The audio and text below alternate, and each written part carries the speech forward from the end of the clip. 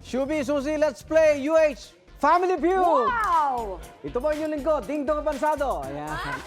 Sino kayo makakuha ng top answer ayon sa US survey? Tanong, ilan ang sakay ng punuang tricycle? Susi, 4. tingnan natin kung yan ang top answer. Meron. Our survey said? Bakit 4 lang? Wala. Oy, pangalawa! Oh. Oh, Shubi, dahil hindi yan ang top answer, may chance ka makuha. At maagaw yan, ha? Ang tanong, ulitin ko, Shubi, ilan ang sakay ng punuang tricycle? Oh. 12! Ha? Okay, alamin natin sa survey natin kung ano ang top answers. Shubi says 12. Bakit Teka. Sorry. Alam ko na nangyari, parang pamilyar yung sagot Parang mo, napanood ko na to. Shubi. Di ba? Exactly. Ayan, panoorin natin. Parang natin napanood to, Igan. Patingin nga. Ilan ang sakay sa punuang tricycle? 12. Magbigay ng isang board game. Sudoku. Alam. Name something na mas Mo na yan mahalaga. online, no? Shubi. Yes. Trending. Oh, ganito po kasi, I deserve an explanation. Sige. Ito po, sasabihin ko, ganito po kasi yan. Siyempre, explain ko. Oo, teka, pero mamaya naman na-explain yan dahil bakit 12 yung sagot mo, di ba? Sa pagbalik ng... Unang hirit! O, ito na guys. May trauma pa si Shubi. Pero ready na siya mag-explain. Usap-usapan kasi online yung sagot niya sa Family Feud. Ito, panoorin nyo. Ito na nga ang chance. Ilan ang sakay sa punuang tricycle? 12. Yun. Oh, ayun, Umiyak na. Shubi. Ano, totoo umiyak ka dyan? Oo. Pero alam nyo, Bakit nga ba daw sino sagot mo?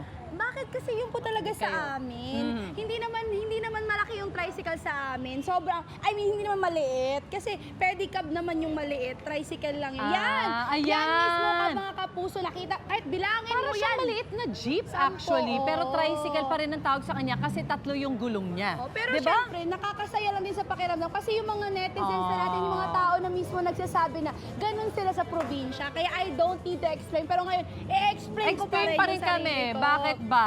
Pero maganda nga yan kasi hopefully, mas maliwanagan yung mga tao na outside of Metro Manila, may ibang klase ng tricycle, ibang klase na... Taga saan ka nga ba? Ay nako, ako po ay from Bantayan Island, Cebu, probinsya. Walang tricycle doon na ganito kaliit. Kung meron man tricycad. Ano ang naman yung tawag, tricycle? Pedicab. Pedicab. Oo. So ano yun? Walang motor. Walang Bisikleta motor. yun. Yun. Yan talaga yung ano sa amin kasi malalapit lang naman, hindi na kailangan mag-tricycle. Correct. O yan, itudo mo na yan dahil magbati ka na yan sa Cebuano para way sa kaso mga- na sa lahat Sa mga yan. taga-probinsya ron, sa mga Bisaya nga nagtanaw karon maayong buntag sa tanan. Nako, naanagyug ko karon diri no para mag-explain sa akong side nga lahi man day ang ilang tricycle diri sa ano oy, lahi man day ang Metro Manila ba kay wala man gugol ka tricycle diri bawal man mi.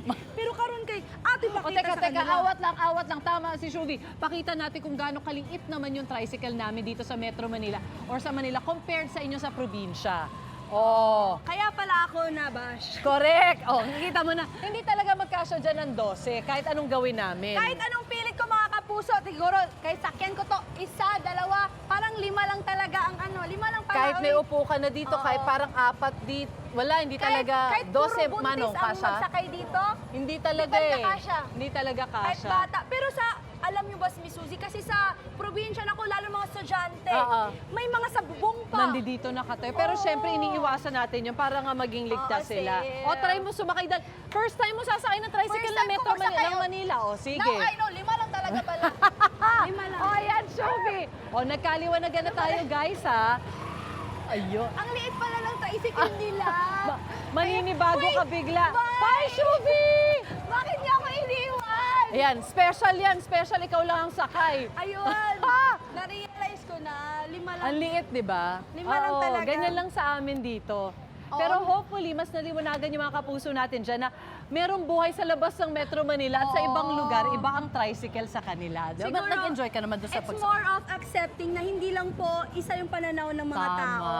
Wide po. Malaki ang Pilipinas. Uy, sa Totoo. mga dulo, kung pumunta ka sa labas, naku, malalaki Ibang pa. style din yung kanila doon. Oo. True naman. Pero okay tong tricycle sa inyo ha. Ang bilis. Parang perfecto sa paghatid ng sorpresa. Buti na banggit mo yan dahil abangan nyo po yan dito sa Unang Hirit!